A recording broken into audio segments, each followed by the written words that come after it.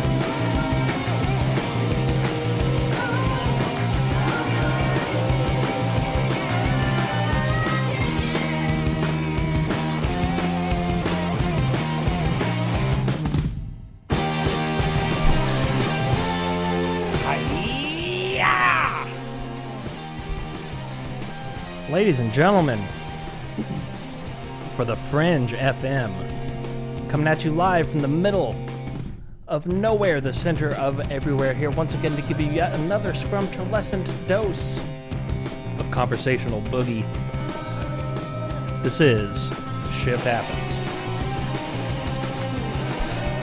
And, got some crazy stuff happening right now. And, let's see. Alright, we usually don't have to do this, but, Lucinda, you there? Can you hear us? I can hear you. Can you hear me? Alright, good. We got you in. Sit tight, and we're gonna get through this intro, alright? Alright. Alright. Woo! Man, I'll tell you, you know what's funny is I had a whole rant planned about Photoshop, but now it seems like I need to do a rant about Skype. Oh my man, goodness! Causing. Did you do the bad button? I didn't do anything. Update button. No. Oh no! I avoid the man, update don't do like that. I avoid the update like the plague. And yeah, so Hey. yeah, Woo. but it's all good. We're making it work. What's happening, Brad? How you been? Man, I'm doing a lot better now that I can hear everybody. So actually, it's been so awesome of a week, man. So much good things going on. We'll get into that later. But I'm more stoked about tonight. We got the good friend, the number one Fadette, my punk rock friend Lucinda, coming in a little bit later. And yeah, just really stoked, dude. What are you up to? Absolutely. Just just figuring out how I'm going to write my strongly worded letter to Skype and Photoshop. Man, let me tell you, folks. But yeah, I'm excited. I'm excited not only for tonight's show, but this might be the last show I have to do from Houston. That's right. Yeah. You're moving, right? Yeah, I'm moving next weekend. Which means I might have to cancel next week's show, but I might be able to squeeze it in. So we'll see what happens. I could probably squeeze it in. So, but I'm very much looking forward to specifically not being in Houston and then also living in Austin once again. And, Yes. As a celebratory present, I bought a map of the world, but it has Houston removed from the map, which is my dream. I've always wanted to see that. And so instead of the Houston area, it just shows a bunch of water that goes into, Right. so I'm going to hang that I'm going to make like 3 copies of it. Hang one in my bedroom, one in the living room, and then just post one right on the outside of my front door. Is Houston like the armpit of the nation? Humidity factor included? Even worse. And if for those of you that are listening that are from Houston, I'm sorry that you have to endure the suffers of Houston. It's just a terrible place to be. I mean, unless you're like specifically working for like NASA, where you've got like a really good gig in the oil and natural gas business. Other than that, honestly, the main thing for me, it's just the weather. It's just the weather. I can't stand outside for more than 2 seconds without having to change my shirt from sweating. It's so humid. Constantly changing the channel. Yeah. Funky. Here's a fun fact. Actually, I think I've said this before on the show. But yeah, other shows do facts, right? Here's our fact. Originally, when Texas became a state, and this is real, folks. When Texas became a state, initially the capital was Houston for about like a year or two, until all the politicians moved here and they set up and they're like, oh, bleep this, and then they moved it to Austin because of all the mosquitoes and the humidity, and so there's your fun fact. But and listen, folks, I'm allowed to say these things because I'm born and raised from Houston and spent too much of my life here. And but yeah, my point is, very excited to move to Austin, where I've also spent many years, and just get back to the boogie. Right. I should have just moved back to Austin like 4 years ago, honestly. But yeah, so that's that. Now, so what's the word on... oh, by the way, hey, what's up, everybody in the chat room? Wow, look at this, Brad. Mike J. What? First one in the chat, he beat K28. This is only the second time this has ever happened, but certainly the first time for Mike. And well Come on, done, Kay. Mike. You're falling off your game, bro. Well done, Mike. Well done. Congratulations. And hello to everybody else. ES Squatch, new name in the chat room there. Hey, what's up, Cat? What's up, Kate? What's up, Dragon Rose? What's up, Jess Rogie? Oh, by the way, that reminds me, I'll be the guest on Jess Rogie's show on the Fringe FM next Wednesday. So we're going to have some fun with that. Yeah, she's tearing it up. She's doing a good job. Absolutely. That's off to her. You know who else is doing a good job is Duke Sullivan, man. I was talking to him earlier today for a couple hours, and we were discussing, of course, having him come back on in a couple weeks. But man, we pretty much came up with a new term for Bigfoot. He's the OGM, and I don't know if you're wondering what that might be, but it's the I think he's the OG man, of course, and before all the genetic splicing happened years and years ago. So man, we talked about the history, Anunnaki, the giants. Man, we were getting deep, and we probably could have kept going for a few hours, but we had to get ready for the show tonight. So shout out to Duke tonight. We'll be talking to you soon in a couple weeks. Of course, Eric Awakening Man will be joining us, even though he doesn't know that yet. So Eric, there you go. And big love to Eric for introducing us to him. And yeah, bro. So that's what's going on that end. And yeah, there you go. Absolutely. And we've got several really cool guests coming up. Some returning and some for the first time. And yeah, good stuff coming up, folks. Good stuff coming up. Now, kind of been tradition. We used to do like full-blown half-hour intros, and I kind of like not doing that and kind of keeping it short. So we'll go ahead and real quick, just to first of all, big shout out to one of our OG sponsors here at Shift Happens, the good folks over there at Got Hemp Extracts. That's right, the makers of some of the best CBD products in the world, one of the only companies in the world that uses the nanoparticulate process, which for the layman, it just simply means on a molecular level, the CBD is broken down to a much smaller level, and it's so much more easily and efficiently absorbed. And they have everything you can think of: CBD pre-rolled joints, regular CBD oil, water solubles, cold brew canned coffee infused with like 2 days worth of CBD in one can. And that coffee's good. Oh, it's great. And if you use the promo code, good point, Kay. I'll get to that in a second. But yeah, if you use the promo code Shift Happens, you will save yourself 10% off of your order. And if you don't use the promo code Shift Happens and we find out about it, we are going to send JP to your house, and he is going to live on your couch for 7 days, and you won't be able to get rid of him. He's going to eat all of your mustard. He's going to turn the AC down way too low, and he's going to take all of your eggs and egg your house from the inside. And that's just it's just a new strategy we're trying out, with Got Hemp, because, that way, once that happens, the next time you order and the promo code thing comes up, you're going to be like, oh, I don't want that to ever happen ever again. And then you get to use our promo code. So there you go, folks. And by the way, JP gives his hellos. Couldn't be here tonight. Love you, JP. Absolutely.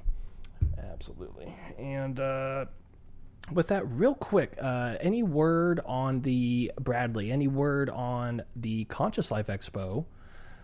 The September one. Yeah, it's happening, man.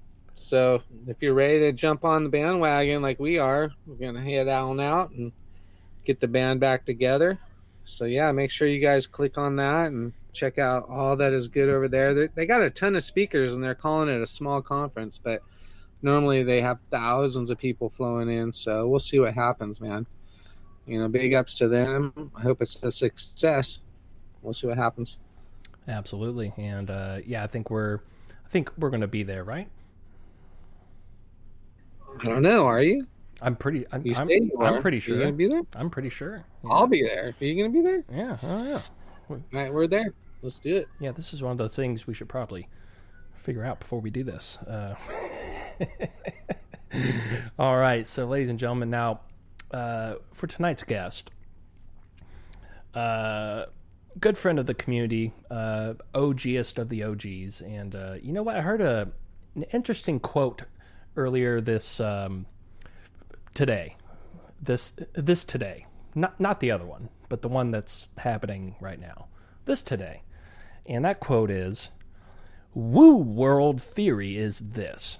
Yes, all the weirdness exists and it's out there, but don't wait for it to save us, because it won't.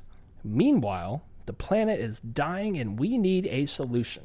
So let's all get off our CE5 asses and figure our shift out." And that quote comes from none other than our guest for the evening, the one and only Lucinda Laughing Eagle. What's happening, Lucinda? How you doing? Hey guys, how you doing? Can you hear me? Is my sound okay? Yeah, it's yes, it's good. It's good. It's good. As you guys were talking, I was like frantically looking for a headset and rambling.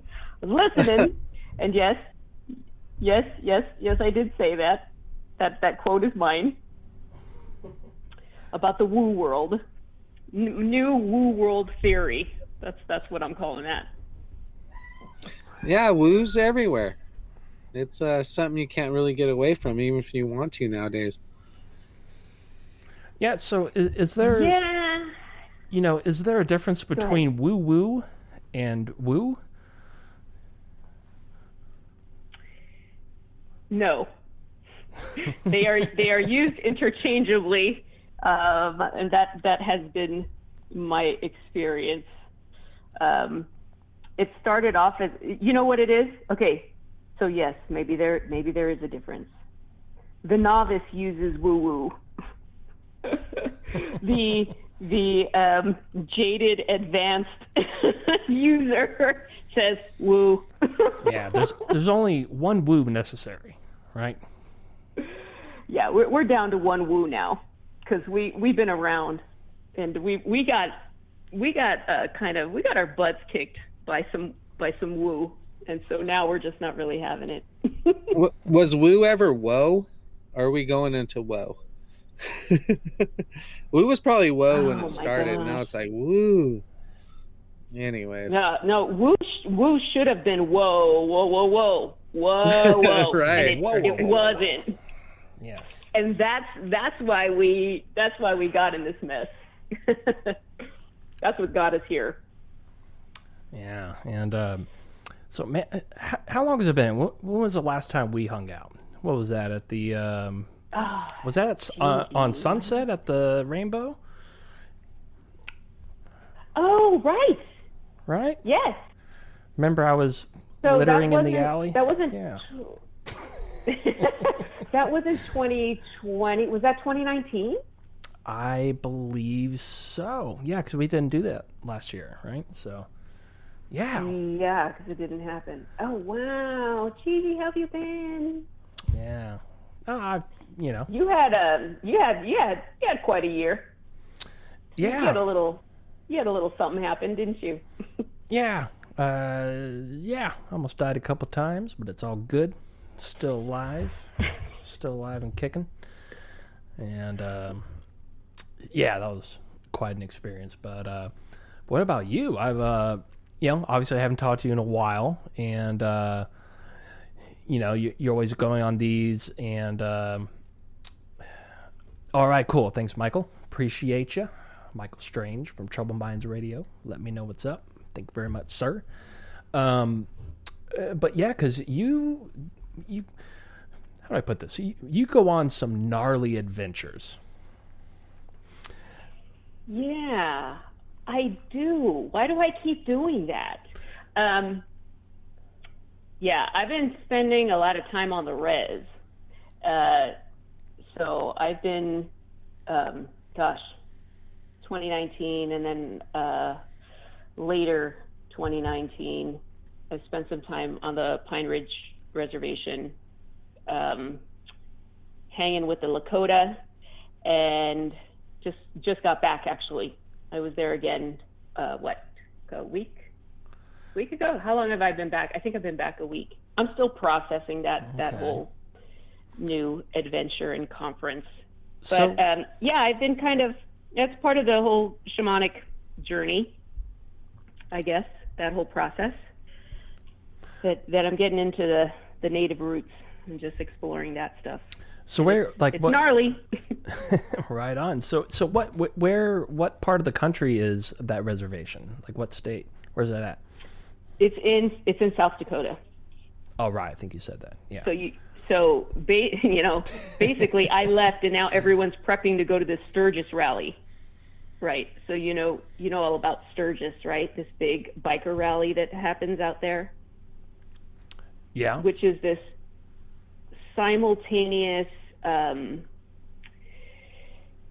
It's interesting because you have this dichotomy where it's a very conservative state in terms of government, but you have the reservation on there, and so you have this power play of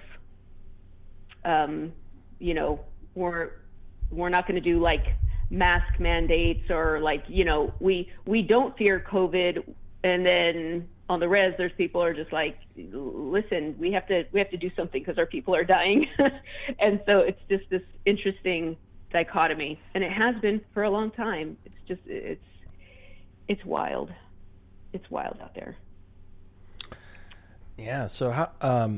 Now, so I guess I know I already know this, but I forgot. I mean, you've got some Native American in you, right? I do. So which, what tribes? Which one? Funny. So I am. This is why I always say, like, I have a foot in two worlds, always, right? Even growing up as the kid that lived in the nice suburbs, but whose whole family was like in the hood, and then having my nice suburban middle class school, but then after school and on weekends being like amidst the whole like Hollywood punk rock scene as a kid and growing up. So foot in two worlds. This goes to my DNA. That's how deep seated it is.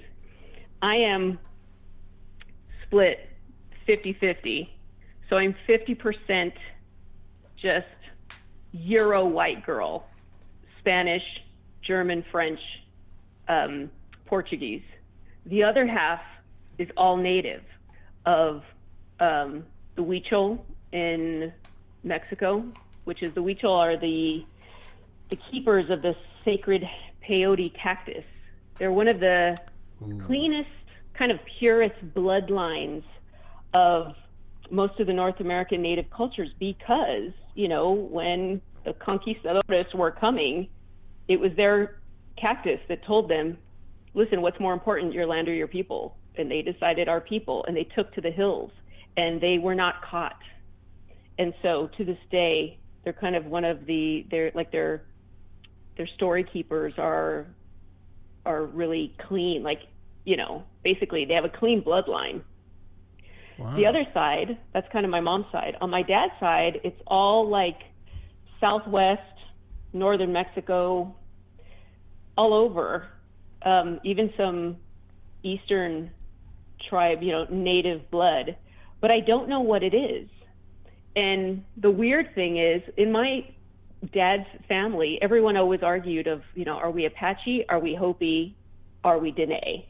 No one knew. Ironically, it was the Lakota that took me in. So I don't have Lakota blood, but in meeting them and being on the reservation and taking part in their ceremonies, they've kind of just taken me under their wing. And that's kind of the native culture I know most. And I know you guys talk to Cliff Mahudi a lot, and I've chatted with him at conferences, but like, I need to sit down with that guy because I'm pretty sure there's some Zuni blood in there, and I don't know anything about that culture at all. Oh, yeah. Clifford Mahudi.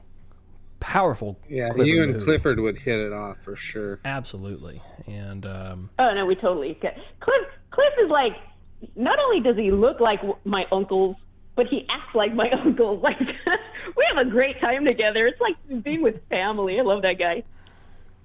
He's the best. He is the best. He's a sweetheart. So I guess you didn't make it out to the Laughlin conference, did you? No, that was the last week of school for my kids.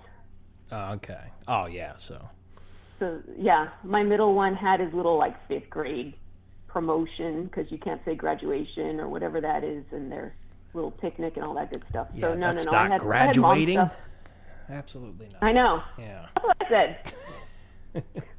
but we moved, so it was really important because they did school for COVID. They finished a year all distance learning, but we moved in November. We left LA.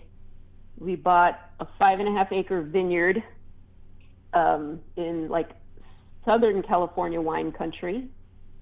So now I'm about an hour north of San Diego, 90 minutes from Joshua Tree. So I'm kind of in my desert element now. I'm happy. Nice. Oh, that's awesome. Man, I wish I could live around there. Yeah, that's fantastic. And You were around here for a while, weren't you, Gigi? Or Gigi, you didn't live like near San Diego or something? I just went there a lot. Me and Cortana lived briefly in a little place called Fallbrook, which is like just a little east of Oceanside. Kind of like a,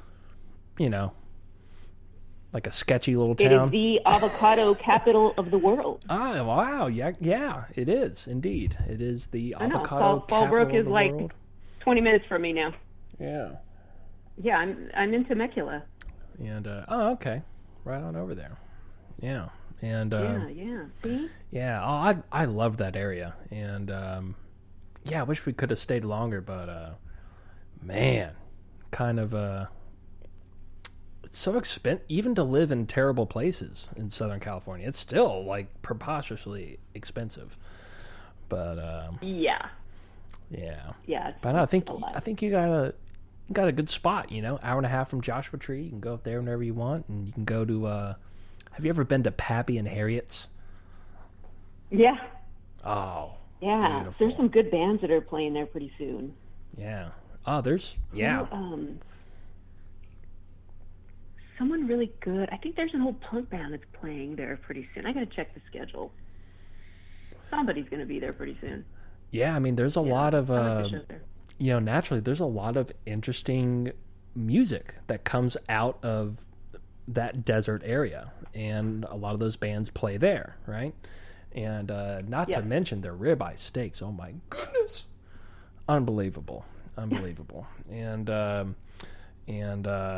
who was it? Oh, Modest Mouse. Modest Mouse is going to play there pretty soon. Are you kidding me? I'm excited about that. That's insane. I love Modest Mouse. At Pappy and Harriet's? Yeah. Wow. Yes. Wow. Yes. That's absolutely phenomenal.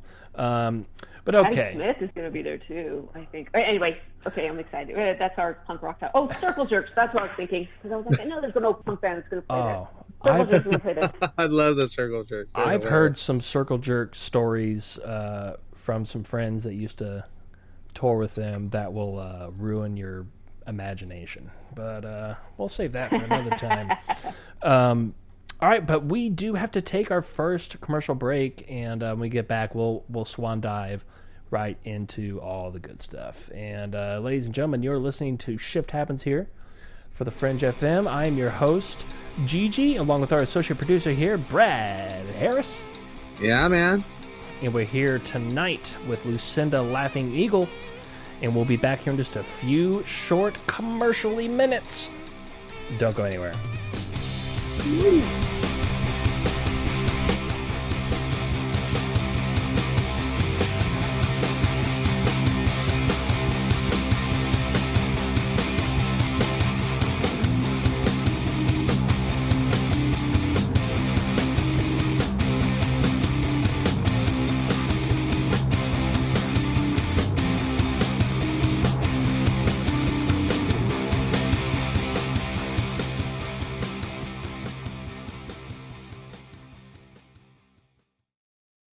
Why is it we're not very good with our health regimen until it's too late? We don't put oil in the car until the engine blows up. When the body's out of balance, your health is not so good. Give your body some love. Log on to GetTheT.com. That's GetTheT.com. Try our Life Change Tea, which cleanses you from harmful intruders.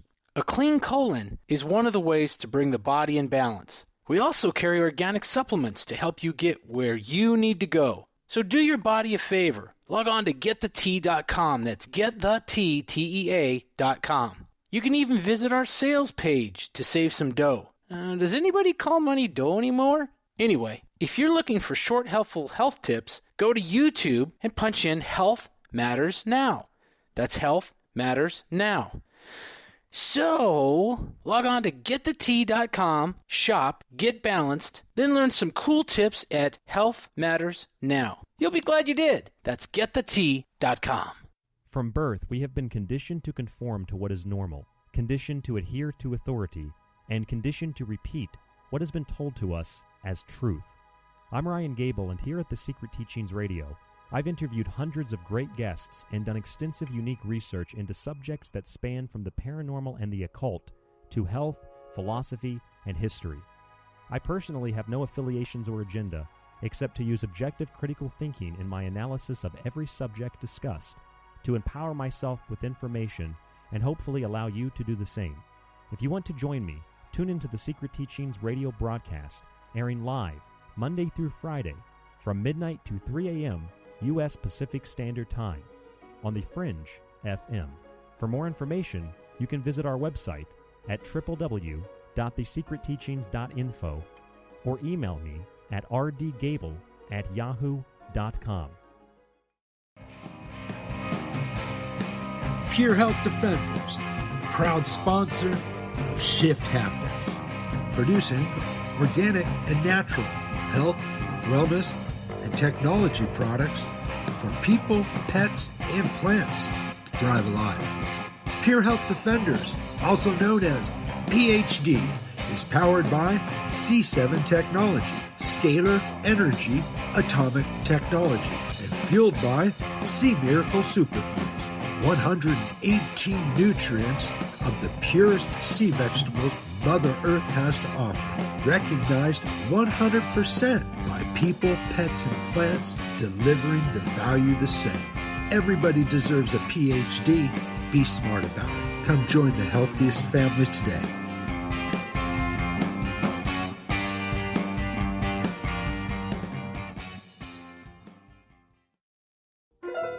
Kids, don't drink and park. Accidents cause people. This has been a PSA brought to you by your friends at Shift Happens and The Fringe FM.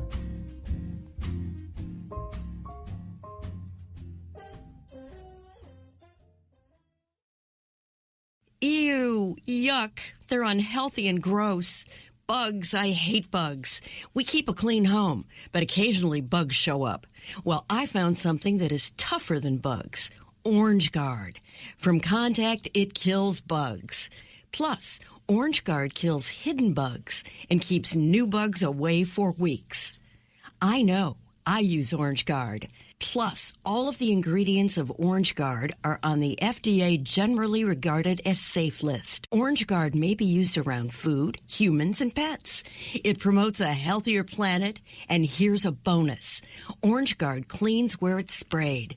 Plus, it comes with a 30-day money-back guarantee. Orange Guard. You can get Orange Guard at Ace Hardware. And listen, folks, Orange Guard is tougher than bugs, and it's safe to use. Go to orangeguard.com. That's orangeguard.com. KTLK Digital Broadcasting. We rock the paranormal talk.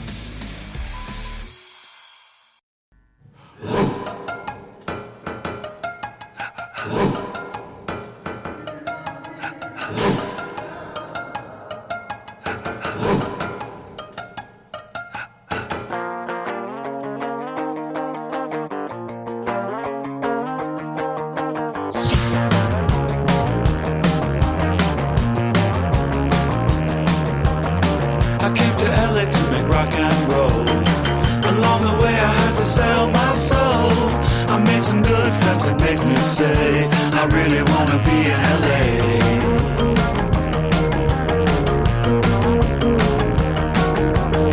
I took the 10 to get to Beverly, laid some rock to tape, roll level 180. Alan and Natasha always make me say I really wanna be in LA.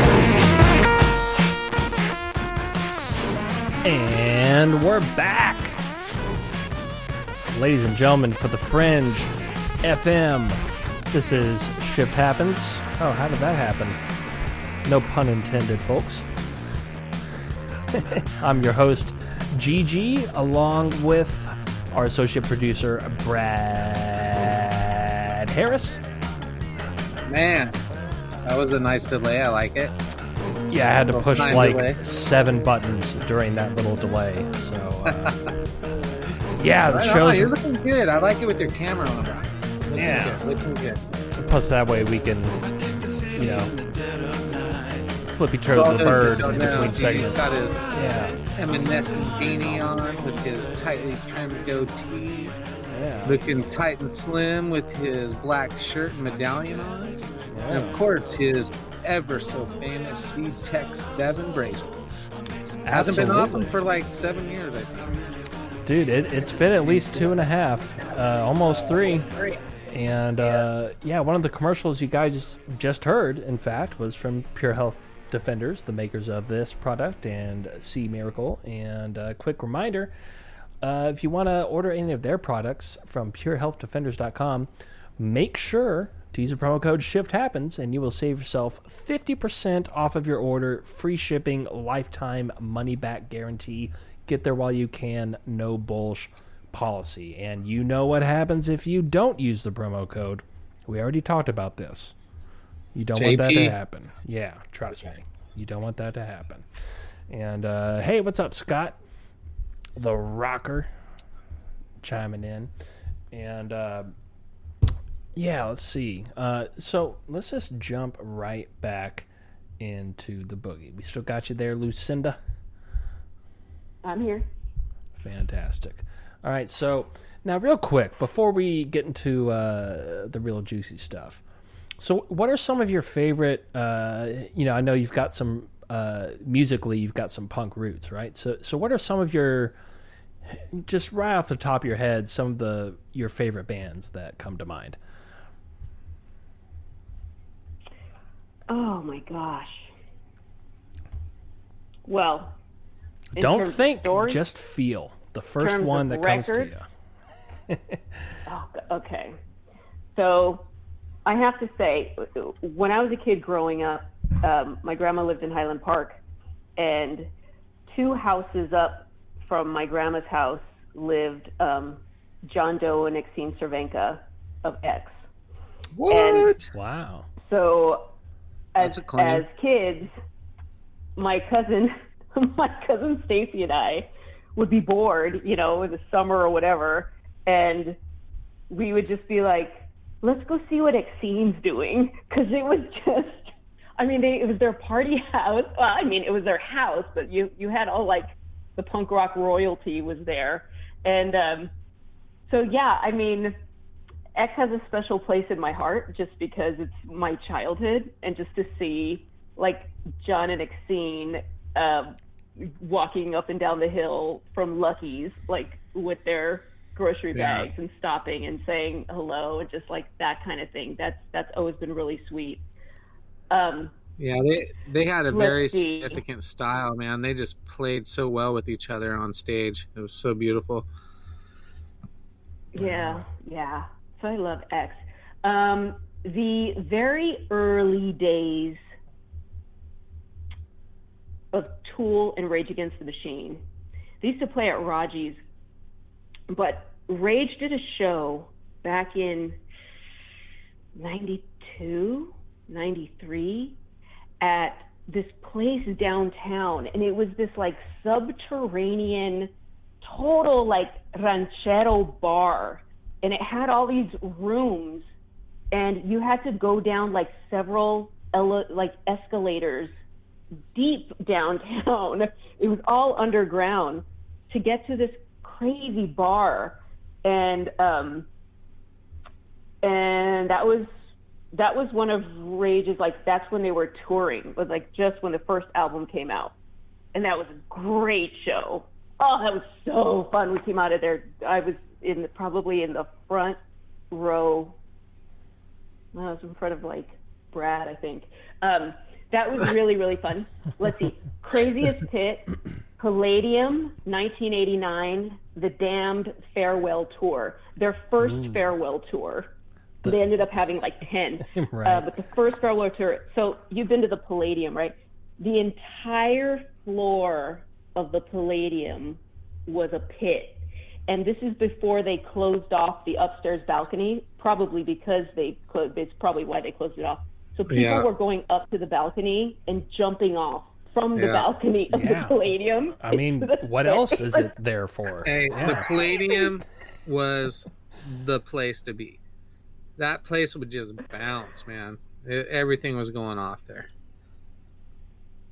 Oh man, those were kind of, those were the early fun shows. I could never get into Madame Wong's, any of those really early punk rock shows, because I was way too young, and I would have to be snuck in by my older punk rock cousins who would take me to all these crazy places. Jane's Addiction at the John Ensign Ford. That was they did like 5 nights, 6 nights or something. They did something ridiculous. Like they were just doing a lot of shows. Perry Farrell was tossing out corn tortillas onto the pit. I don't know why. Corn tortillas. That was like, that was when that well, the Jane's Addiction album came out. That was great. Well, that reminds me of so we're gonna do a second fact of the night, and that is, if somebody tells you that they like corn tortillas better than flour, then that person is a liar. Because flour tortillas are so much better on everything. I don't care who you are. Send your hate mail to Fran over at fran.fran.com. Gigi, have you ever had yes. a freshly made corn tortilla, like right off the comal, like where they just pat it down and they stick it in there? It's just like a hot, fresh. There's nothing like it, man. Oh, yeah. No, trust me. My whole step family is like legit Mexican. They're all, they make the gnarliest, awesomest food of all time.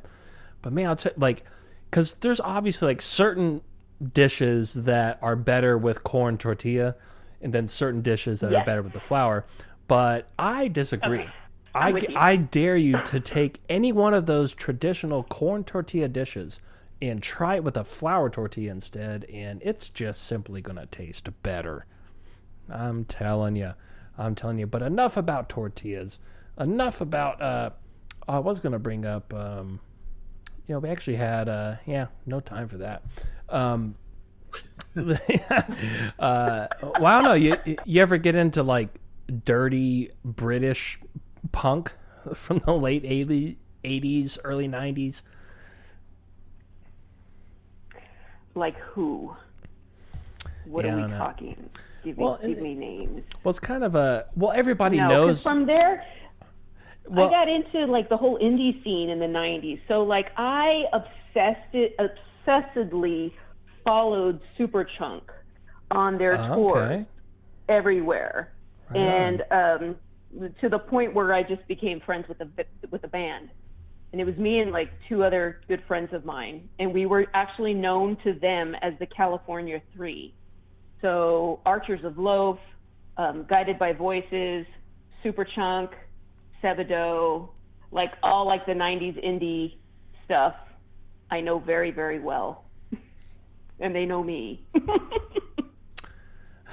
Right on. And hey, what's up, Daryl, in the chat room? She says she just got done listening to Michael Cramo on Watchers Talk. That's awesome. In fact, Michael's actually coming on the show pretty soon here. And looking forward to that. I'll have to check that out. I've never quite heard of that one. But anyway, what's up, Daryl? Good to see you. But yeah, so Lucinda. So from what I've heard, I kind of like to, especially when Brad books a guest, I like to not know anything before the show. I like to save the whole conversation for the show.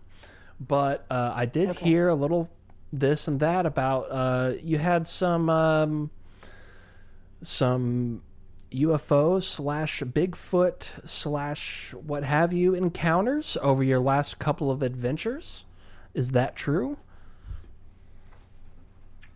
That is true. Okay, well, let's get into it. Let's get into that. Okay, let me think. How far back do we want to go? Well, let's the whole Oh, you go ahead. Well, go ahead. No, you go ahead. Let's start with Pine Ridge 2019. Okay? Pine Ridge 2019. This is the same conference. It was called Consciousness and Contact It was put on by a woman named Mia Farrelletto. And she had invited, it was on the Lakota Reservation. So it's on the Pine Ridge Reservation. And kind of the way it came about was she invited Yvonne Smith to speak at this conference. And it was kind of, the whole premise was a little bit of, consciousness and contact. So how consciousness relates to the ET phenomenon, but also on the Pine Ridge Reservation, because our hosts, who were Becky and Dallas Chief Eagle at the All Nations Gathering Center, they have this huge sprawling property out there. And they wanted to kind of compare the native traditions of like the sky people with actual contactees. So like, let's get everybody in a room together, right? Which, how do you say no to that? Right, yeah. So by inviting Yvonne Smith to be speaker, we were allowed as CERO members.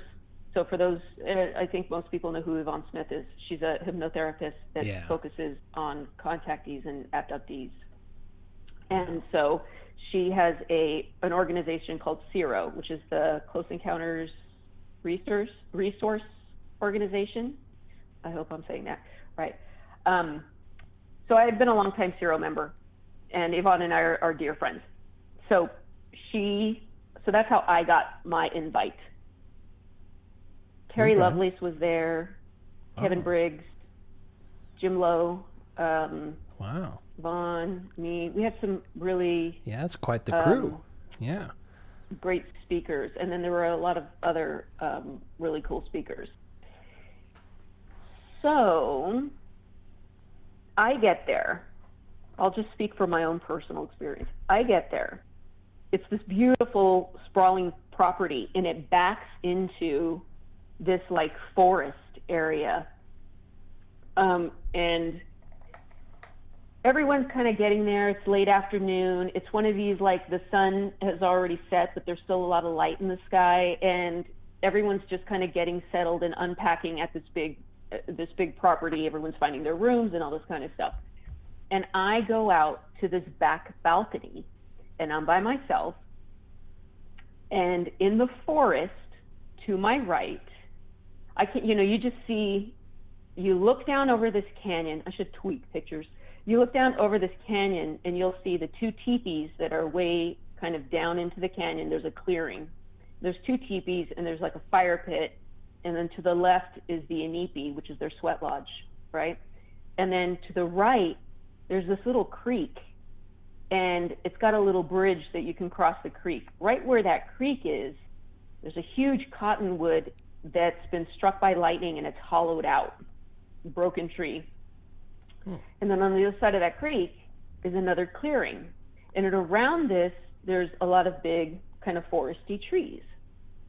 So I'm standing out in this balcony just looking at this like beautiful scenery. And I hear this loud like hoot, like this really deep, like a hoot sound.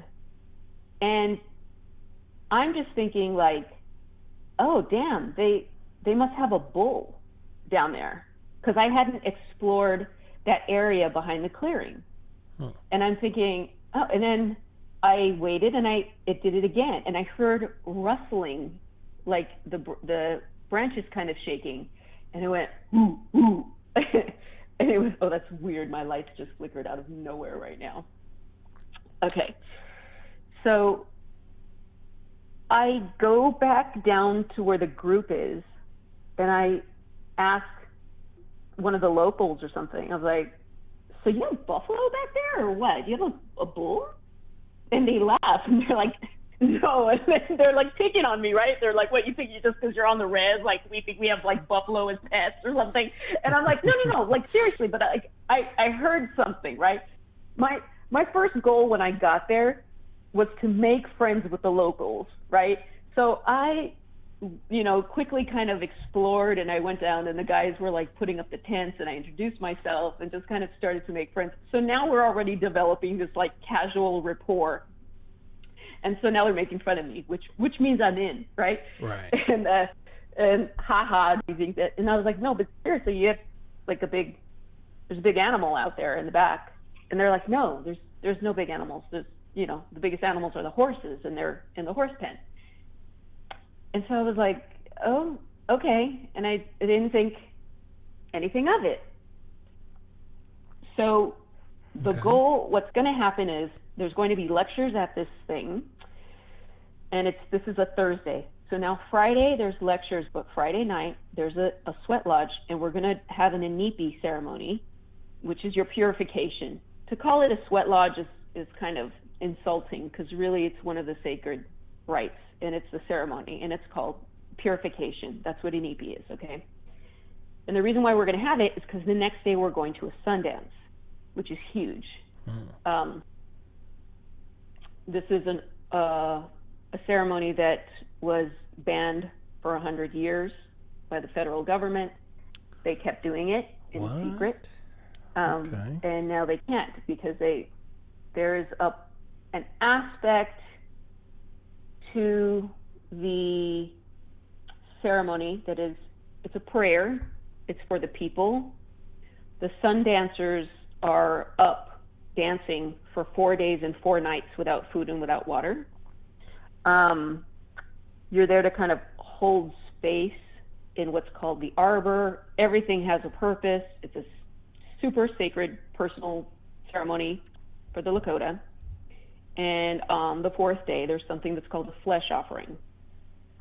I'll say this, if you're really interested in it, look it up or contact me and I'll tell you, because I don't want to really go into that too much.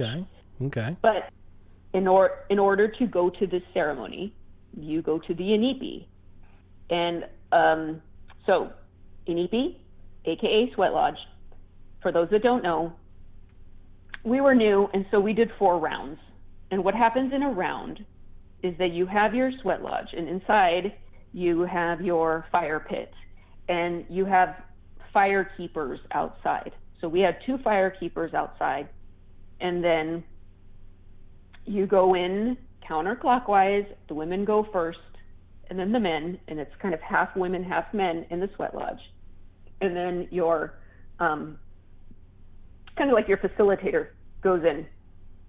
It's a chief or somebody, whoever's facilitating your sweat lodge. And the coals are getting hot, right? And so think of like super hot steam coal. It is, you're sweating buckets, but there's also like copal and sage in there. So it smells really good. And there's songs and drums, and you're doing your prayers. And so it's like a prayer purification ceremony, and they do 4 rounds. So which means that when a round is over, they're going to open that little door to the sweat lodge, and like the air you're going to get like this blast of kind of cool air that's just going to wake you up a little bit, or just give you like a little bit of relief. And then they're going to close it down, and it's going to get hotter, and you're going to go back into your next round. Okay. So round 1, I'm just like, Lucinda, hold it together. Don't look like a fool, right? So I'm not totally in it. Round 2 is getting pretty intense. And something kind of like, I sense something. Then the round is over.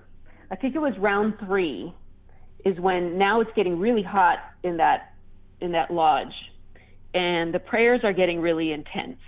And I do the thing that some people might think is kind of weird, but I just like leave my body, because I want to know, well, what's going on. And the reason why I leave my body is because I sense that something very, very large is pacing between the door and the women's side of the lodge, outside the lodge, if this makes sense. So Okay. I perceive energy, right, when I do my readings. Everything is an energetic mass, and everything vibrates at a certain resonance. A human vibrates at a certain resonance. An ET will vibrate at a different resonance. A nature elemental being, a dog, anything like these all just have these different resonances. So I'm trying to figure out, like, what is this huge thing? And it vibrates at a pretty high resonance, but it's not threatening, right? Like, it's not anything bad or anything malicious. It's just pacing and watching. And I'm just like, okay, that's kind of odd. And so then the round is over, round 3 is over, the door opens, and the next thing you know, one of the fire keepers comes in to the lodge for the last round. And so everyone just kind of scoots over like, okay, he's coming in, I guess. And during that round, something kind of weird happened where I'm sitting there and I felt something small like move against my leg, but not like a mouse or a rat or anything, something taller than that, something maybe like a good 7-10 inches, like moved past my legs on the outside, like from my left in front, and then wait, hold on. to the person on the right. I'd hate to do this, but we have to cut to a commercial break. But we will literally pick up right where we left off here with the thing on your leg and the guy coming in. Okay, trust me. We'll get right back to it. I know, this sucks, but we have to do it. We got to do it. That's how it works. This is how it works. And so, ladies and gentlemen, you're listening to Shift Happens here for the Fringe FM. I'm your host, Gigi, along with our associate producer, Brad Harris. Man, it's getting deep. Oh, yeah, I was on the edge of my seat. And we'll get back to the edge of our seats with Lucinda Laughing Eagle here in just a few short commercially minutes. Don't go anywhere.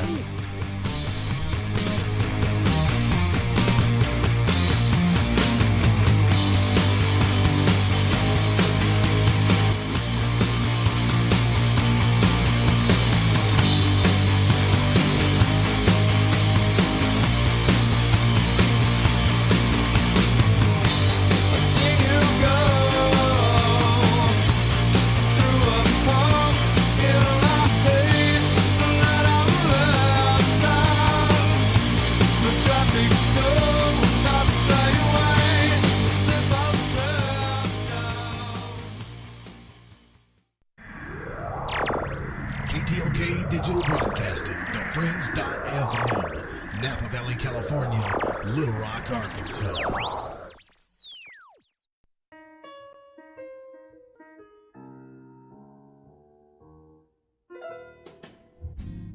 Tired of talking about the weather?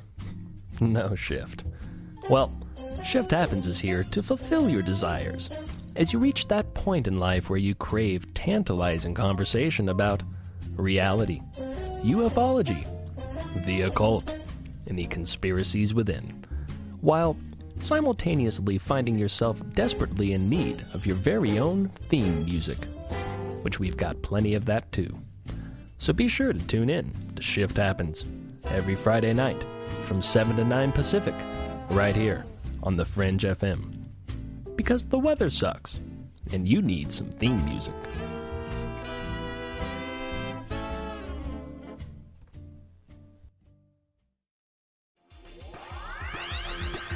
Ever seen an extraterrestrial? It can be hard to believe they exist unless you've seen one for yourself. What if I told you I've seen them my whole life, but have never had a witness who shared the encounter with me? Now, what if I told you I saw 4 of them, 2 with blue skin, and there are over 20 witnesses to this CE5 event? My new book, The Blue Beings, visitation at the UFO conference, documents actual accounts from real witnesses, many of which have gone on record to attest to this otherworldly reality. Be a part of the quantum paradigm shift that is taking place right now. Go to johnpolkmedia.com to get your copy of The Blue Beings, visitation at the UFO conference, on sale right now at johnpolkmedia.com. That's JOHNPOLK media.com.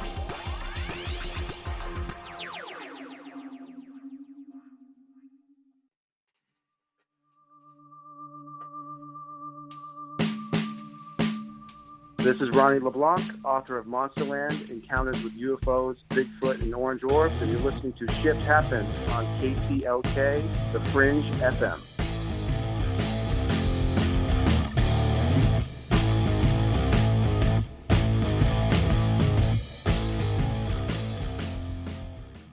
KTLK Digital Broadcasting. We rock the paranormal talk.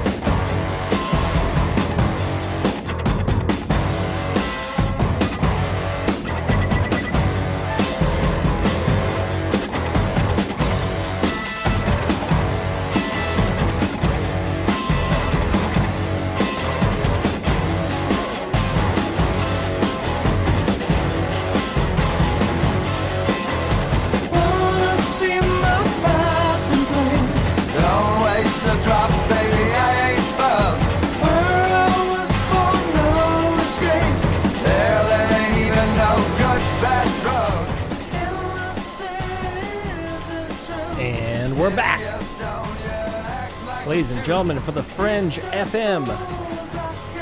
This is Shift Happens. I'm your host, Gigi, along with our associate producer for the evening, Brad Harris. Wait, we can't hear you, buddy. Oh man, there he is. Dude, I can't believe we only have an hour left. On here. Yeah, I know. It flew by pretty fast. We got fast. a lot of boogie to get in right now. Absolutely.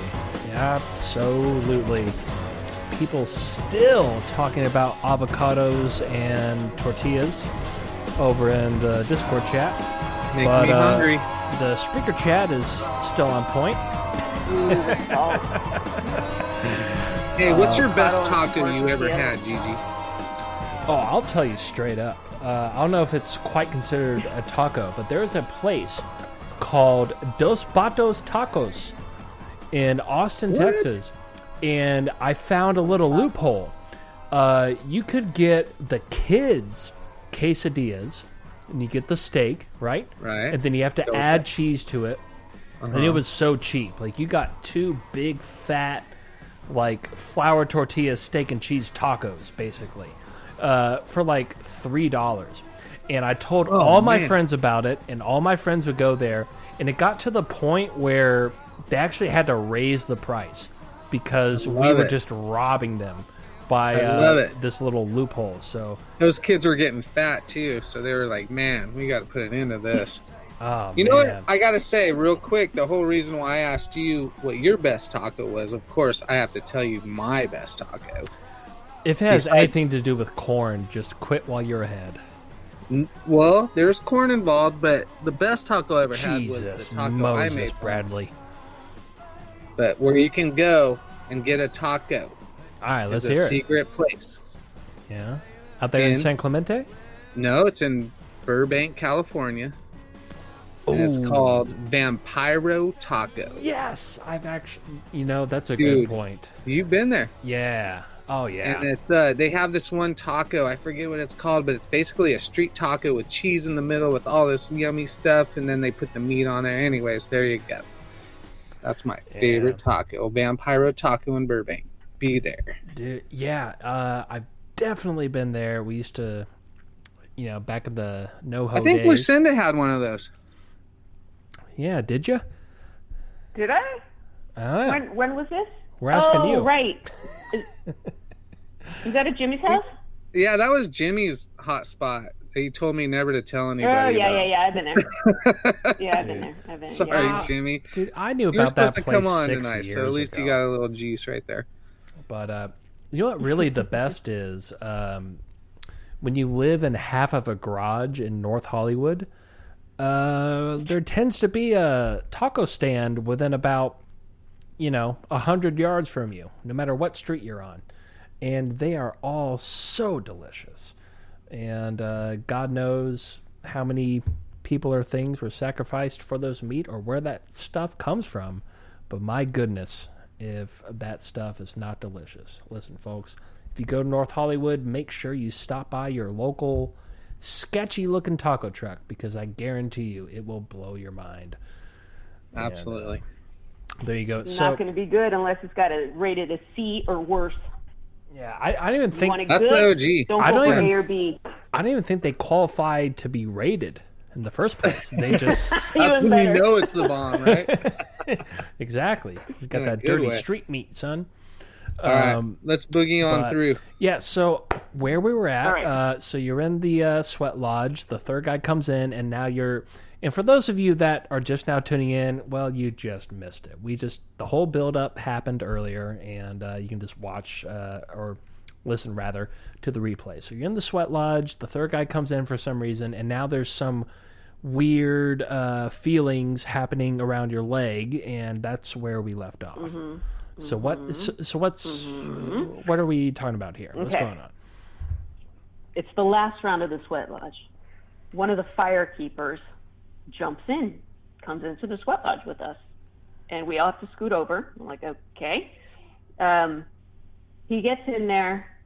I feel something move past my leg. Like just like a random thing. If you're sitting in a movie theater and somebody is, getting to their seat and they move past your leg. It felt like that. It was no big deal. Sorry, Mr. The Rocker. It's not going to get that X-rated right now. So I didn't think anything of it. I just thought it was odd. Sweat lodge is over. I get a beeline out, because here's what I know. I know we're all staying at this house, and there's only like 2 showers, and I'm sweating buckets, and I'm like, you know what? I'm not going to dilly-dally. I'm getting the hell out of the sweat lodge. I'm going to be the first one to hit that shower so that I'm not waiting around all sweaty and disgusting. So I go take a shower. Now I'm done, and everybody else is lining up to take their showers, and they're talking. So I go back out to that terrace, and when I go back out there, one of the firekeepers in there, the one who jumped in he's one of the local guys, and he jumped in during that last round, and he's just sitting back there like smoking a cigarette, just chilling out.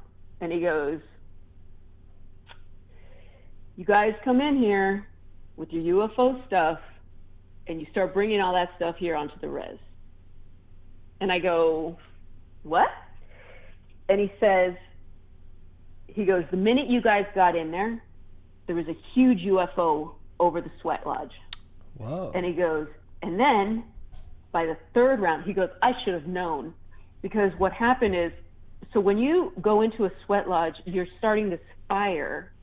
So if there's any mice in that sweat lodge, because it's outside and it's forest, they they run out, and then they run around the sweat lodge toward the back where the forest and trees are, right?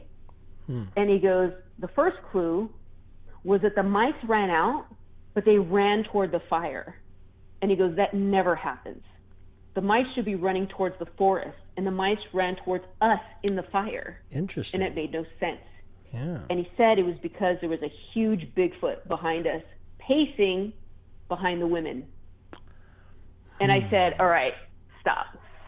Because this is my first encounter with Bigfoot. This is of all the crazy stuff, of all the crazy shift I have witnessed, Bigfoot has not been on my radar. And I go, okay, hold up here.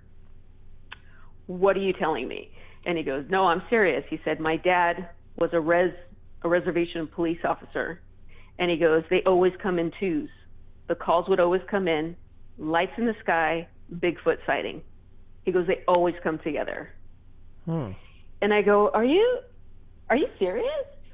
And he was like, yeah. He goes, I don't know, we're not happy that you guys are here. And I was like, okay. So then I am chatting with the girl who is the woman that was sitting next to me, right? And she says, out of nowhere, this is like the next day or something, the next morning, she goes, man, something really creepy brushed past my legs. And she was sitting to my right. And I go, because I have to be analytical, I'm like, what direction did it go in? And she goes, it came from your direction and it moved past like left to right. And I was just like, dang. I said, I felt it too. And she was like, you did? Like what? And then we both did, like, it was this tall. And we both like put our hands measuring like the same height. And we were like, what could that have been? Because the only thing in front of us is the fire. So things start getting weird. Right. That's the Bigfoot thing. The next day we go to the Sundance, and there's a huge UFO right over the Sundance. Now the thing with the Sundance is, like, you cannot take your phone. I cannot stress to you the levels to which you must follow the res rules. If you're there as a local or as a guest and you have a phone, as a local, you're going to get in trouble. But as a guest, they're going to take your phone. They're going to break it right there. They're going to drive you off the reservation. Blasphemy. And it's going to, you're SOL. Okay. Yeah. So nobody has a phone there. Whitley Strieber's there. He's doing the dance. He got there to the conference and stayed at a hotel nearby because he had sprained his ankle really badly a couple days before. At that Sundance, he was just totally healed. After that Sundance, he went back to the motel, just checked out, and like moved into the house with everybody. Wow. There's this huge UFO there. This is what Whitley writes about in his book, A New World, when he talks about being on the Pine Ridge Reservation and like seeing this two-dimensional world where like it's like a parallel universe is right there with you, and the land and the energy is just so different that you're experiencing like two things at once. You're kind of like coming in and out of two different worlds. Right. And those worlds are also colliding with you. Right. So after Sundance, like we're at the Sundance, it's the last day of the Sundance, and so now the flesh offerings are about to happen, and we are in it. There's like a handful of us we're there, we're holding space, we're doing the dances, we're doing the prayer, we're in the ceremony, we are like in the zone with these dancers. And then like we get like tapped on the shoulder and like, well, we got to go now because there's another speaker, and like we're going to have a CE5 in the Badlands, and so we got to hit it. And our conference tour like gathered up to leave, and there was a few of us, there was like a handful of us that were like, no, we can't go. Like, this is intense. We're like deep into this ceremony and we're not leaving. We're vested at this point. And so I kind of asked, my local guy, who's the driver, who's also now my friend, and I'm like, hey, is it okay? Can you drive us later? And he goes, yeah, sure. So we stayed till the end of the ceremony. And then after that, we drove the speakers that were with us, like Yvonne was just like, I am so done. I can't go to the Badlands and do a sky watch or, anything like that. So we drop everybody off. We get back to the house. And now the caravan is leaving to the Badlands. I have to like run into the house to throw on my jeans because you can't be at Sundance wearing pants. Like, women have to wear long skirts or long dresses. And I know I'm going to get eaten alive by mosquitoes. So I'm like, you gotta let me get in there and throw on my jeans. So I go to change. I run out. The caravan is leaving. It's me and the one driver, who's this local guy. And so I hop in with him, and long story short, they left us. And so he tells me, you know what? I'm going to take you to the Badlands, but I'm going to take you where we go for our ceremony. And I'm like, okay. So he takes me not to the touristy part of the Badlands, but to this crazy outcrop something of the Badlands. I'll be honest, I don't even know how we got there. We just drove for like an hour, and we end up down this long road facing this like rock altar that overlooks the Badlands. And if you see the Badlands, I mean, it's stunning. But where this place was, the rocks are like a formation, and they look like elders. Like, you see, it's almost like a native version of Mount Rushmore, but natural. Like, the rock formations look like the faces of old men. And it's crazy. And it's this like power spot, right? And so we do our offering, and we have our, we have our sage and our tobacco and our sweetgrass, and we're burning our stuff in this little altar. And we do our little prayer, and he says, okay, repeat after me. And I go, all right. And we say like this prayer in Lakota. He's like, I'm going to tell you this, Lakota prayer, and just repeat after. So he does like a phonetic thing, and I repeat, and da-da-da. And so I say this prayer. We do our ceremony, and now it's like pitch black. Mosquitoes are like in full effect, and we're like, all right, let's get out of here. As we're driving back in the dead of night, I go, hey, so what was that? Was that like a gratitude prayer, or like what kind of prayer was that? And he goes, and he laughs, and he goes, nah, you're going to see them now. And I go, wait, what? And he goes, oh, no, yeah, you guys and you.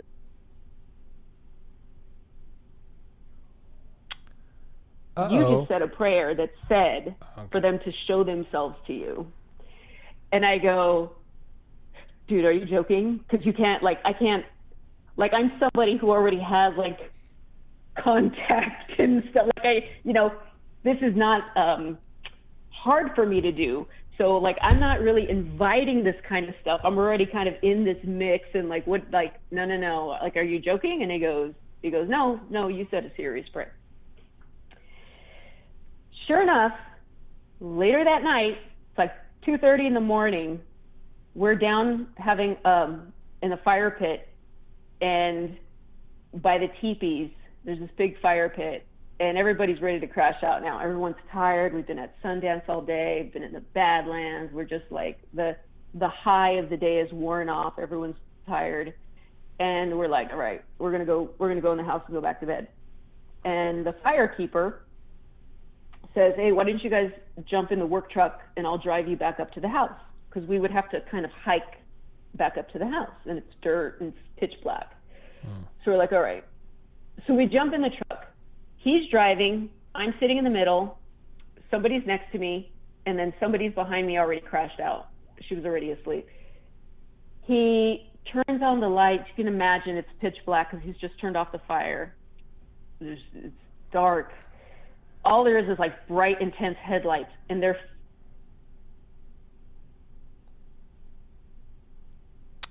in that little brush area.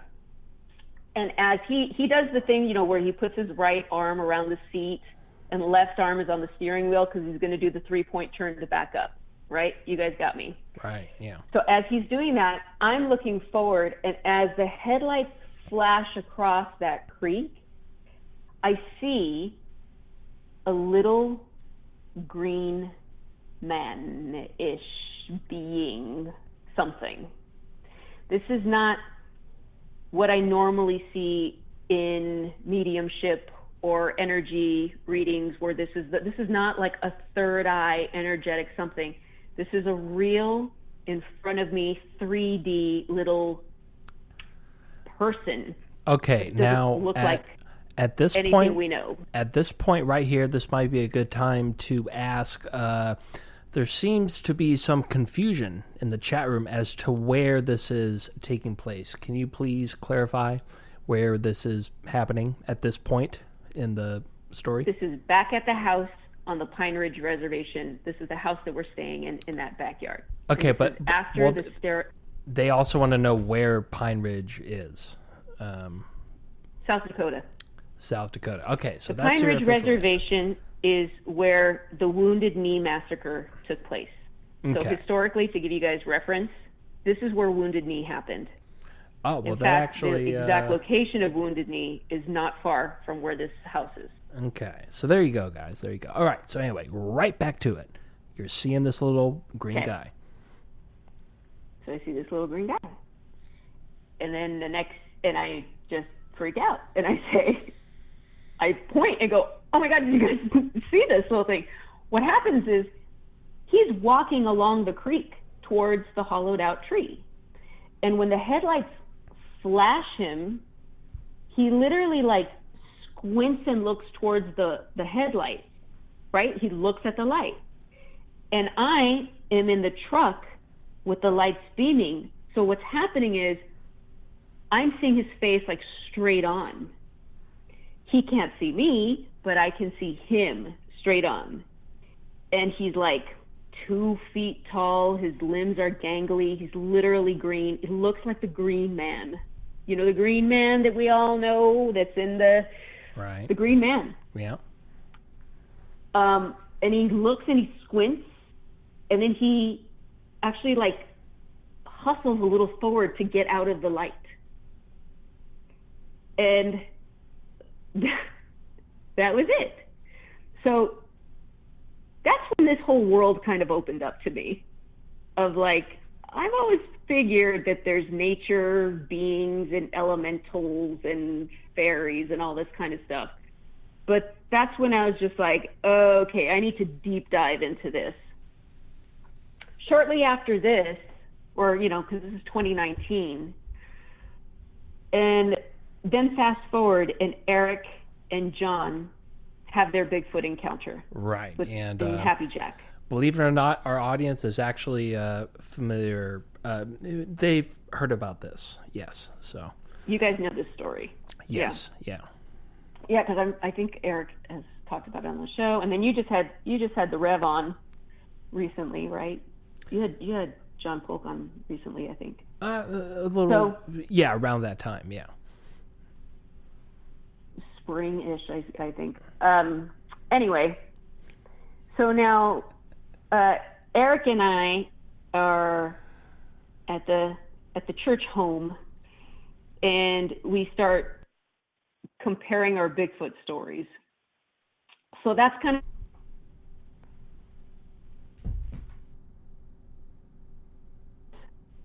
that we got invited, the same conference that Mia Faraletto puts on. We got invited to a different Sundance this year. P.S. Sundance is always the third week of July, just in case anyone wants to know. So there's your point of reference. It goes for a week, and usually so that's what's going on. So this time we got invited to the Catches family Sundance, and the Catches family are very dear to my heart for many spiritual, metaphysical, medicine man, shamanic, and crazy synchronicity reasons. Pete and Peter Catches, so Pete is father, Peter is son, are the 37th and 38th generation Lakota medicine men. And it's Pete Catches, who has now passed. Pete and Peter have now passed away. But it was Pete Catches who actually brought the Sundance back to the public domain. Because what had happened was the federal government banned the Sundance because they thought it was too gruesome, or the flesh offerings, and they just thought it was barbaric. And so it was against the law, but it never ended. And it was Pete Catches that basically said, it's a sun dance. And he's Spotted Eagle clan. And Spotted Eagle, like, doesn't work in darkness. It's all about light and sun. And why not? Like, this is a celebration. This is a prayer for our people. And he's the one that basically got that law overturned. And so he was a very revered medicine man. Now, the other weird part to this is that Pete and Peter have been coming to me in dreams for about 5 years before I knew who they actually were. I just knew them as the shaman, like the powerful shaman, the teacher. And I had all these kind of weird experiences in dream time with these teachers. Later, at that first conference in 2019 in Pine Ridge, I had met Cindy Catches, who is Peter Catches' widow. And we ended up becoming dear friends, along with her daughter, Faith. And so that's where my connection with the Catches, like in the 3D world, became a thing. But then later I see pictures of Pete and Peter in their house, and I'm like, I know these guys. These are my teachers in dream time. And so then I'm sitting with them, and I am comparing notes and stories about these people that I know in my dreams, and it turns out that the family is actually validating all of these stories. So that's the weird connection. And that property and that land is like home to me, and always has been. So yes, I spent the night there. Yes. A couple of nights. That is a great spot to stop and regain maybe your next trip after this quick commercial break. Gigi, you ready to rock? Yeah, somebody's got to pay somebody's bills, and we're going to do that right now. Ladies and gentlemen, you're listening Here, to grab some money. Shift Happens here for the Fringe FM. I'm your host, Gigi, along with our associate producer, Brad Beautiful evening. Harris. Beautiful evening. Beautiful evening. Absolutely. And we'll be back here in just a few short commercially minutes with Lucinda. Don't go anywhere. I've got a secret I cannot say. They might have meant to give it away. Are you thinking about creating a podcast but don't know where to start? Do you really want to have to learn all this stuff? Individual track processing, enhance and improve sound quality, edit out those awkward pauses and slips, mix multiple clips and tracks, fix and balance noise levels and perfect volumes, deliver consistent sound, live podcast production, show notes and SEO optimization, episode upload to hosting, live call screening, balance levels and loudness measure broadcast standards, full branding packages with logo design, podcast site, website, show artwork, video and audio production. Got to do video because everybody's doing video, branded video graphics. Or do you just want to get on the mic and get your ideas out there? The Fringe FM team is here to help with all of your podcasting, audio and video production needs. From simple podcast to audio enhancement, our professional production staff will make it easier than ever to create the podcast you desire. The biggest thing is time. A lot of people that podcast don't have time. Time is like a really valuable currency next to cost. It's even more important than money. Why waste your time doing all this stuff? This is what we can do for you. Think about like the hours and the money you're gonna have to put into doing all this by yourself. Doesn't make sense. It's gonna take you months to launch. If we did it for you, we could do it tomorrow. Visit thefringe.fm, join our team, and get jump started on your podcast today. Everything is awesome. Everything is cool when you're part of a team. Are you intrigued by Paranormal Talk Radio? You'll love the new Paranormal Radio app from TalkStream Live. You'll find a great selection of talk shows covering UFOs, ghosts, strange phenomena, and much more. Download the Paranormal Radio app now and start listening to the very best in paranormal talk entertainment, including the network you're listening to right now, the Paranormal Radio app. Free in Google Play and the iOS App Store. This is Jess Rogie, host of the Rogie Report, and you're listening to the Fringe FM, KTLK, Digital Broadcasting.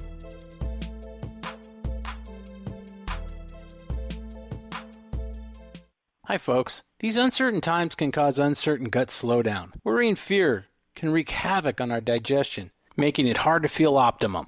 Bloating, less energy, and occasional constipation can slow you down in your daily activity. Try Life Change Tea at GetTheTea.com. Life Change Tea can help get things moving so you can get that boost of energy you need. Life Change Tea helps protect and defend your health from intruders. It's a weird time right now with all the uncertainty, so gear up and defend your health. Where do you go to purchase? Log on to GetTheTea.com. That's GetTheTea.com. The specials are on the front page, and we have numerous supplements to help combat intruders. It's time to take charge of our health and to feel better in life. It's time to live. Again, GetTheTea.com. That's GetTheTea.com. GetTheTea.com. It is so worth it. GetTheTea.com. I'm Dave Cruz of Beyond the Strange. You're listening to KTLK Digital Broadcasting. This is The Fringe FM. Hey, is that a new music app? Yeah, check it out. Surfer Music Discovery. It links to thousands of online stations, but the twist is you see the song names and artists that are now playing live. That's different. No guessing. Looks like a waterfall of music. So many formats. Rock, oldies, country, R&B, jazz, and a whole lot more. How's that spelled? Surfer. S-U-R-F-R. Is it expensive? It's free. No need to sign up or sign in. Get the Surfer Music app free from Google Play or the App Store.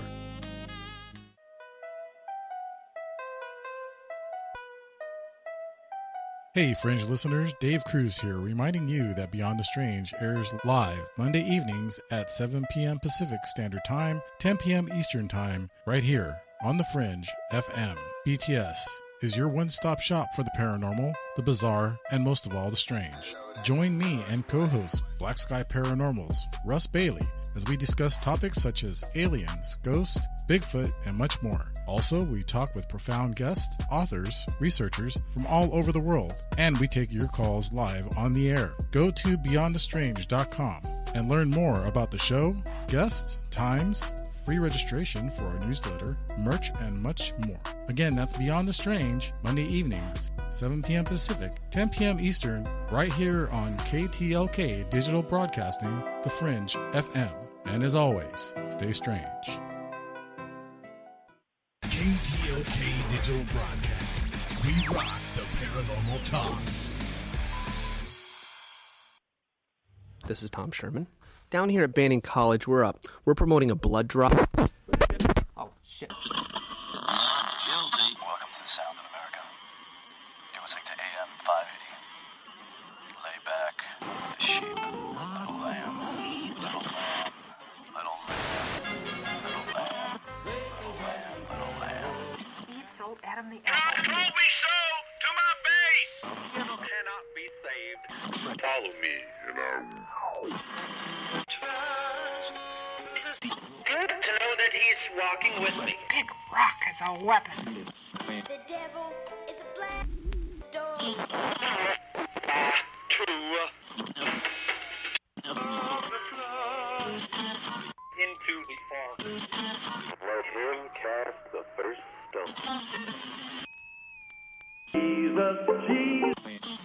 And you have fallen into the love that needs to be designed by the Lord.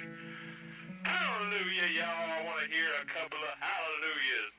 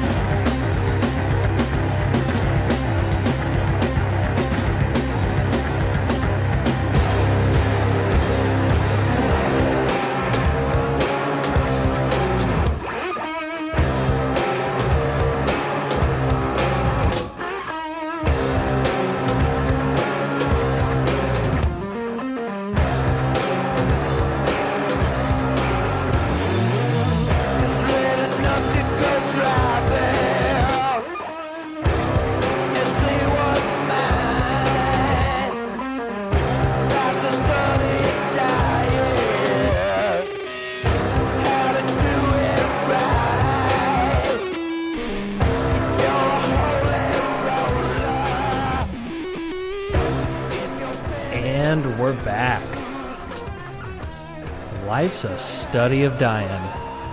How to do it right.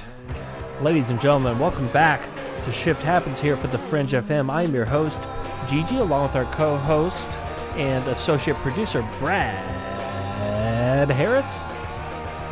Man, dude, I feel like you're bringing me into a big old boxing match or something. But before I even get into it, man, this is a great song, and these lyrics are pretty much what everybody's mantra is. It's you just the don't know it best. yet. They also have the best drummer on this one, don't they? Oh, yes, they do. And yeah, welcome back, ladies and gentlemen. Quick shout out to our newest member in the chat room, Mr. E. Squatch. I swear to God, I don't know who exactly that is. Who could that be? Nice try, buddy. Yeah, but come on. We only have 100 aliases already. But we'll just leave that there. And all right, so Lucinda, you still with us? Yeah, I'm here. All right. All right, so let's literally get right back to it. Like literally right where you left off. Do we? Now and let's try to thinking squeeze about in the second trip if we can. We only got about 20 minutes in. We're in the second trip now. This is the second trip. Yes. I'm timing myself. I'm tripping. And you're throwing me off with Queens of the Stone Age, and now I'm thinking rated R versus Songs for the Deaf, and you're just messing me up. Yeah. Okay. Sorry about that. Yeah, me too. Let me get. Rated R is one of my faves. Okay. Now, fast forward. This year, I go to the conference again. I have an extra day. I go back to the Cactus house. Okay? And we're all sitting around the living room, and we're talking, and we're having dinner, and it's like epic fun family time because I haven't seen these people because of COVID, for over a year, and we're just catching up, and we're having a great time. And then everyone just starts talking about the Bigfoot on the property. And I'm like, wait, hold on. I'm like practically spitting out my food because I'm like, wait a minute. And Cindy's talking about the first time she met the Bigfoot. And I'm like, hold on. So it turns out Peter Catches, my little my spirit guide and mentor, had a, how do I even say, there was a Bigfoot on the property that he knew about. Like Peter Catches lives on this, the Catches property is, I don't know how many acres. It's this huge sprawling property. And Peter was born there and he died there and he's buried there. Okay, so that is Catches land. And Pete, same thing. I think Pete was, Pete may have bought the property, but Pete is buried there as well. So I get there and I go to the Sundance Arbor and kind of do my little prayers. And then I go to we drive over to the cemetery and I pay my respects to Pete and Peter and the family.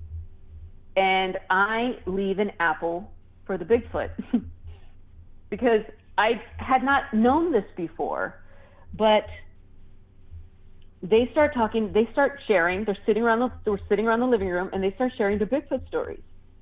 Cindy says, first of all, that when Peter proposed to her on that land, that the Bigfoot was totally like hooting in the background. Like you could hear him. And Peter even said to her, like, oh, look, the Bigfoot's here. Because it was like a special moment for Peter. So being a medicine man, he had a, how do I say this? Like an acknowledgement with that particular Bigfoot. Cindy tells this really funny story of like, okay, because the land had no electricity or anything for a long time, okay?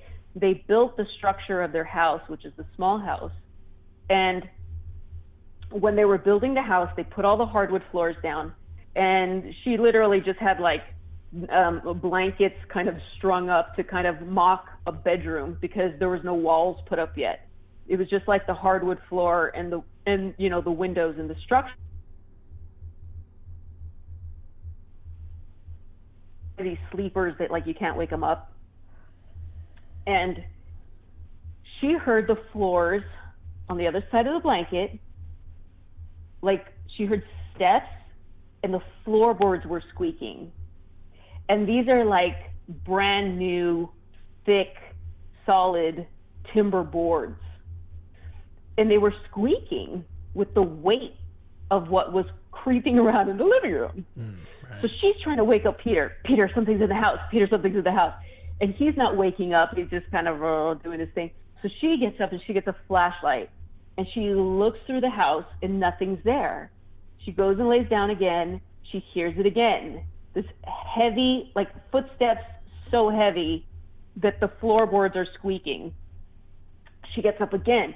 This time she goes outside. She's got the flashlight. She's looking around the property, around the house, because she's like, something big is in the house. It's getting in the house. And it happened like 3 times. The next morning, she's having coffee. Peter's making coffee, and he goes, "What? You were trying to wake me up last night?" And she goes, "Yes, something was in the house, and and I went out with the flashlight." She tells him the whole story, and he goes, "Oh, that's just the Bigfoot. It's blessing the house." And that was like her moment.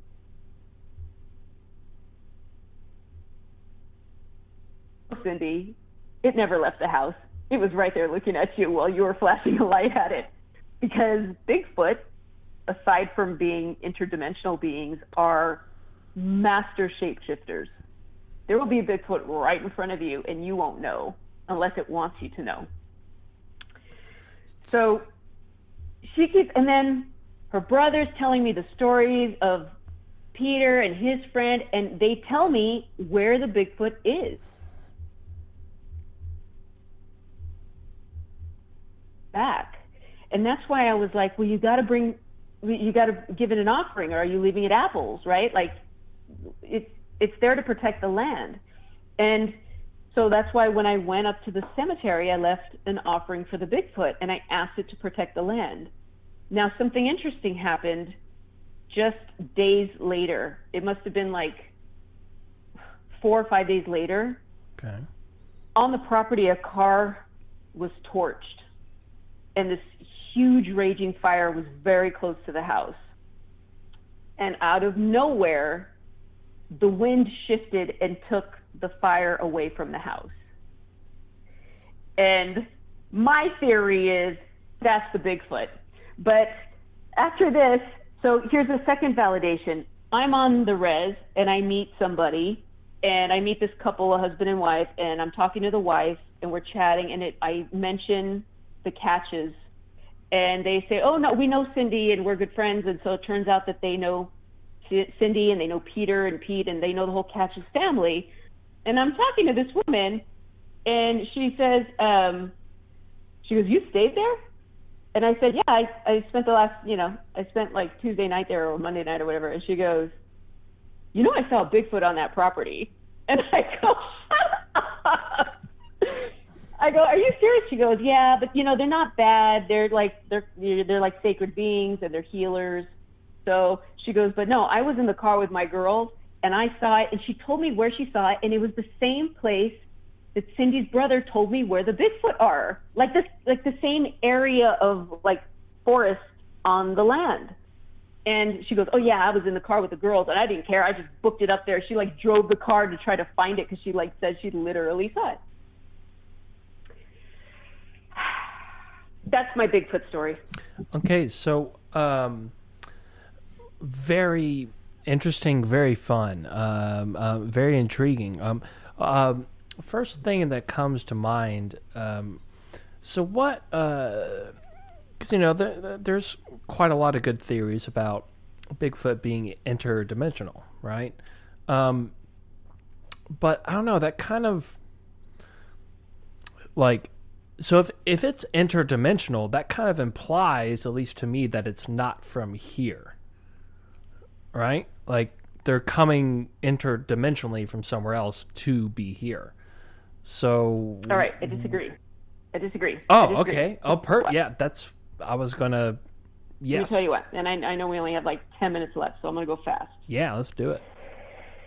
In the realm of what people call downloads or whatever, the long story short, dream time is my jam. Okay, I get a lot of information from dreams. I move into spaces, in and out of dimensional spaces, I think, in dreams. I don't know what it is. That's up for speculation. But I have had weird experiences where when I come out of dreams, as I'm coming out of the dreams, I have this weird knowledge, and it's me just waking up but trying to remember as much as I can. I woke up one day and I couldn't visualize how people looked in my head. They were all colors.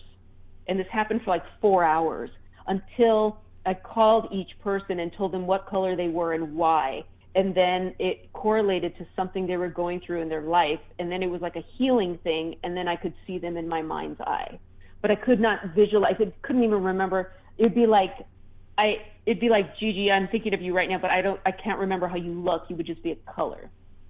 Okay. Another time, I woke up, and in the dream I was looking at a 12-strand DNA helix.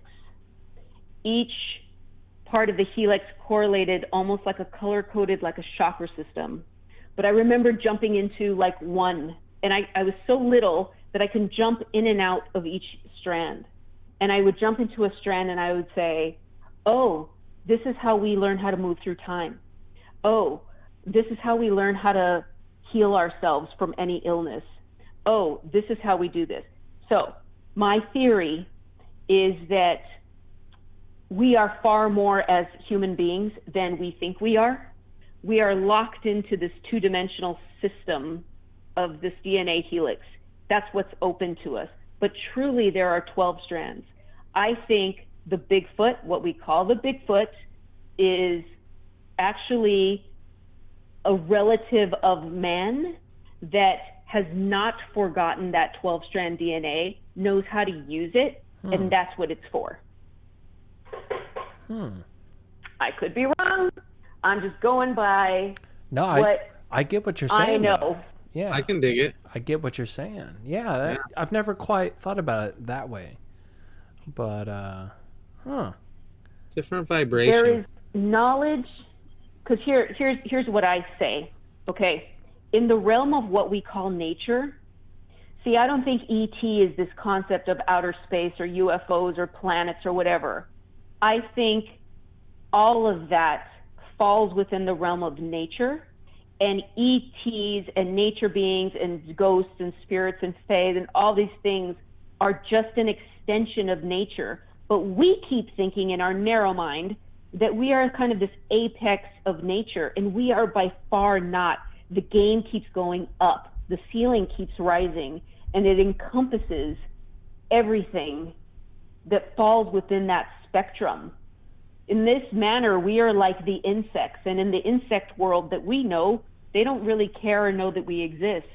Although we encounter them, and they're just, what do the ants do when they see us and we step on them by accident? They just scramble. And that's what we do when we encounter something like this. It is an extension of nature. Our greatest folly is that we anthropomorphize these things, and just like the same way we put a t-shirt on a dog, it doesn't need it. It's its own perfect system.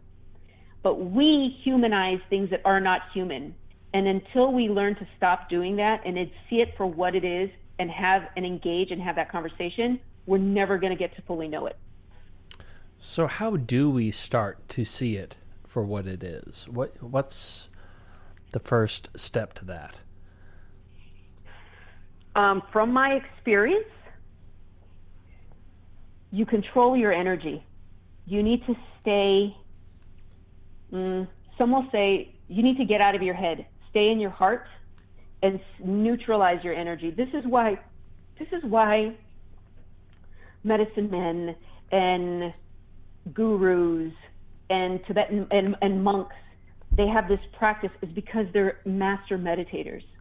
When you can learn to control your energy and learn to control the spikes of your energy when you encounter something of a different energetic mass, the more you practice that, the more you can engage with that on a neutral level. That's how you do it. Simple. Okay. Yeah, and from the Bigfoot perspective, just like Eric and John's story, right? There's a Rev policeman that does have a story of people basically drinking too much, partying. The Bigfoot came. It was snowing, so there was actual footprints. The Bigfoot came, shook up their trailer horrifically, and then took a dirt bike and just chucked it across the lawn. Picked up a dirt bike and just threw it across the lawn. Footprints everywhere. Big footprints. Yeah. These things want to engage with us. You got to be in the right frame of mind, and you have to be respectful.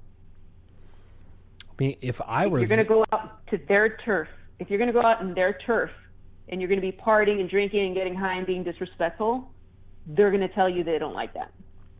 And that's what's going to happen. That's part of their healing. Yeah, like if anything, if I were a Bigfoot and I saw these, dazed and confused and stumbling human beings fumbling out in the like, I'd be afraid to, like, I should probably get away from these people, and if they get too close, maybe throw their dirt bike across the field, let them know, like, hey, this isn't cool.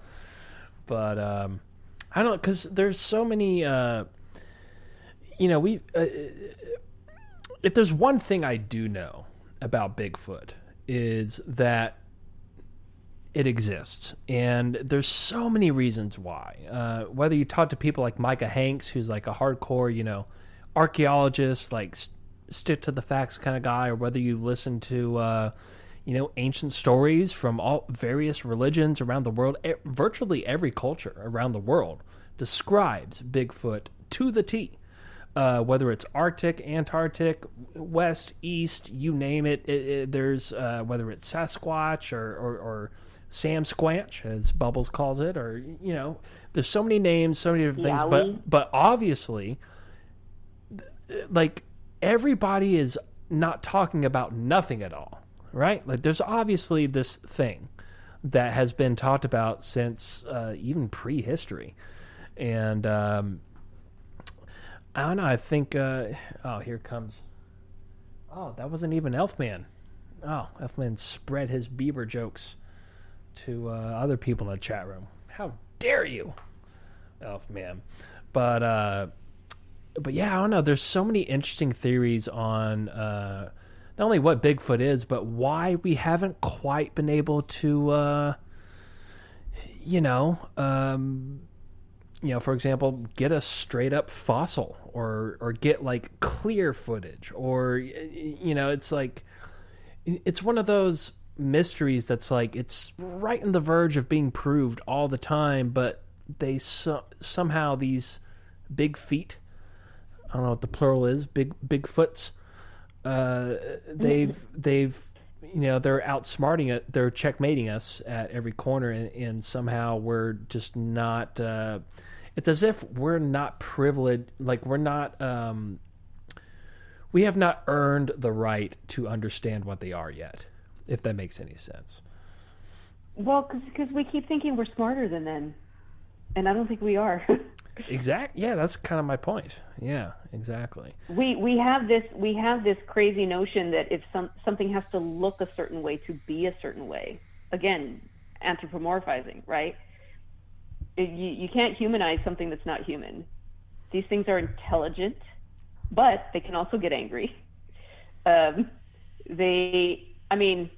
knows? I'm not going to pretend to say what it's thinking or what. I know that the people that I know that have actually engaged with it, including, my mentor, wasn't afraid of it, but did respect it. And there is a reverence there. And so, if my teacher revered this being, then I am too. That's how it's going to go down.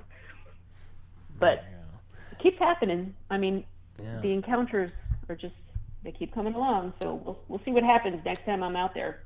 Yeah, well, and I can't wait to hear about it. And I'll tell you what, Lucinda, we are directly out of time. So thanks for coming on. This has been a lot of fun, very interesting, and we'll definitely have to do this again.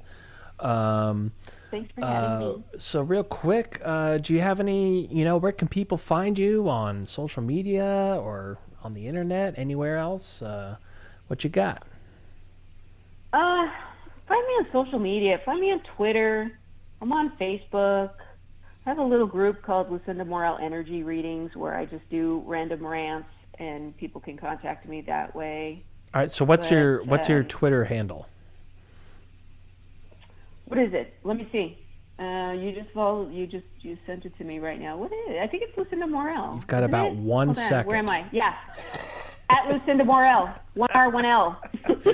That's Lucinda Marel on Twitter. Morel. Morel.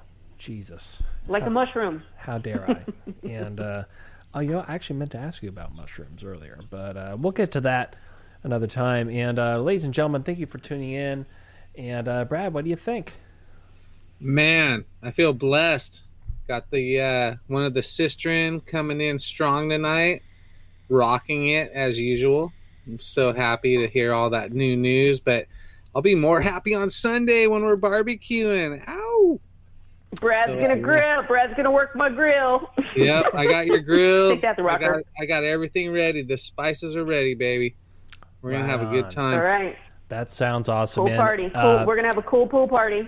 Man, I wish I was there. And I'll tell you what, Lucinda, normally we hang out after the show, but the way we had to bring you in, I have to log out of that system, which means you're going to be dropped.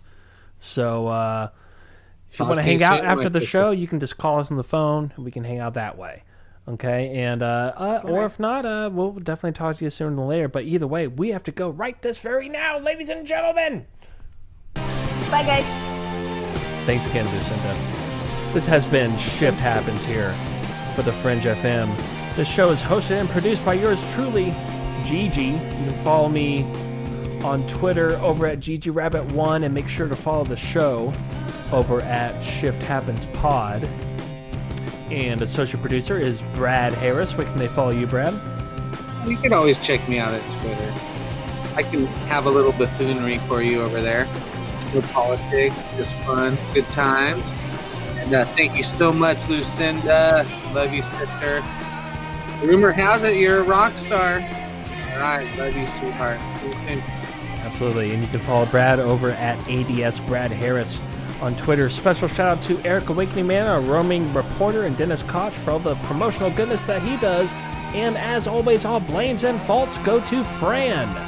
That's right, hashtag Fran's fault. Thanks for tuning in, folks, but don't go too far because coming up next right here on the Fringe FM is Lighting the Void with Joe Roop. All right, folks, have a great rest of your weekend, and we will see you soon. Wave bye-bye, folks.